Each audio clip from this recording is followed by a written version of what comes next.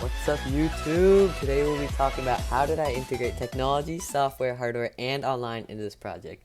To begin, we'll talk about my blog. This is not an easy part of the project at all. Arguably, uploading everything to our blog might have been the most challenging part of our filmmaking process. When we were in class, we couldn't upload anything to our blog without going into the hallway or at least going into the back of class. This disrupted our class a lot and made it difficult to stay on track with uploading because we would have to take time out of our actual class to upload the necessary blogs. Some blogs wouldn't load, and others blogs would take way too long to load. No one wants that. This would cause a giant roadblock in our filmmaking process, and we had to time it all with other work in the class, which was just awful. Our relationship with YouTube, though, on the other part, it was interesting. Uploading our YouTube videos onto YouTube wasn't the hardest part of the process, but it definitely wasn't the easiest either. To begin, sometimes we would upload a film to our YouTube, it would create it into a YouTube short. Like, bro, who does that? Which was not what we wanted. A part that we didn't run into issues though was copyrighted music. When we were editing our film on CapCut, we purposely chose audio clips that wouldn't get flagged for copyright because we knew we would have ran into issues uploading it to YouTube. Overall, using YouTube was a simpler part of our process that kept us from running into issues during the actual project. Setting up our group chats was a fairly simple part of the filmmaking process. We didn't have many challenges in this part at all because we all had social media, and even beyond that, we all had phones.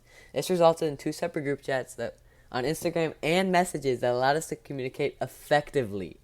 As previously mentioned, the 2 separate group chats allowed for us to have communication between us to the best of our ability. Then this allowed us to be able to send or share documents between both platforms so we were able to communicate and share all our work throughout the whole project. Filming was one of the easier parts of the project because I had recently just upgraded to the newer iPhone, and yeah, I'm balling like that. And because of this, I had better camera quality. We ended up filming the whole project on my phone, which went very smoothly. I don't think we had any issues with camera lighting, or camera quality, which enhanced our film to the greatest extent.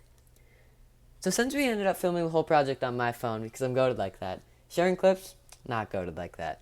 Since we split up the work between making trailers or editing, everyone had to have different part of our film at different points, which I had to share to everyone, like bruh.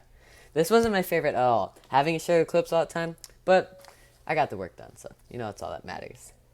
During the production of our logos, we found a website that would generate text-to-video software that would create logos with the use of prompts we gave it. This website was called Haleur.video. This website allows filmmakers or anyone to use their own thoughts and ideas to project what they wanted onto a screen for others to see.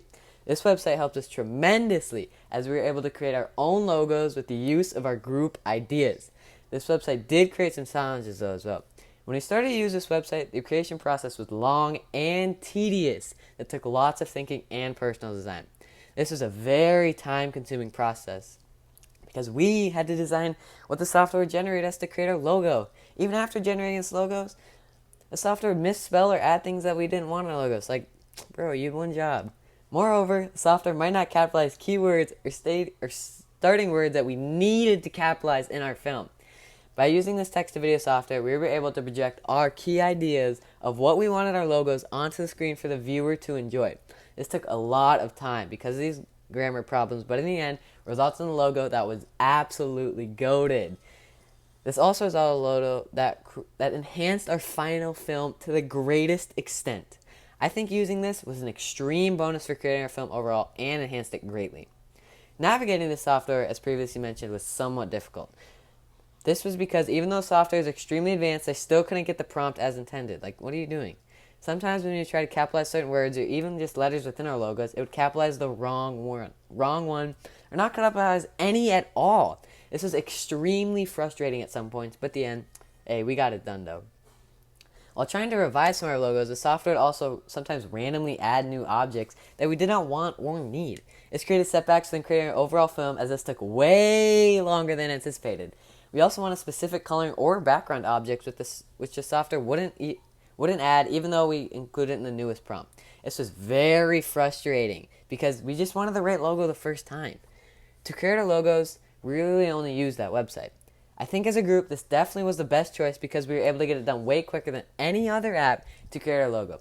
I also believe that this enhanced our film greatly because if any of us tried to make a logo or a hand or used any other software, that it wouldn't turn out the way you did. We also had zero artistic ability. Like, come on.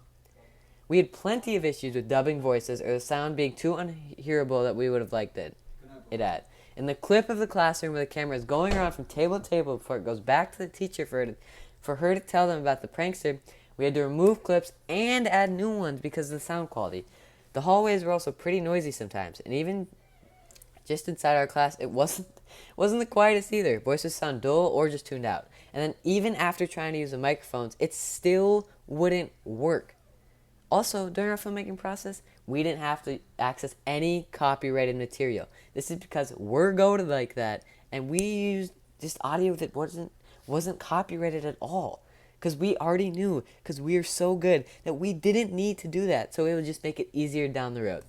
Thank you, YouTube, and thank you for watching. Tune into next week. Subscribe and hit those notification buttons.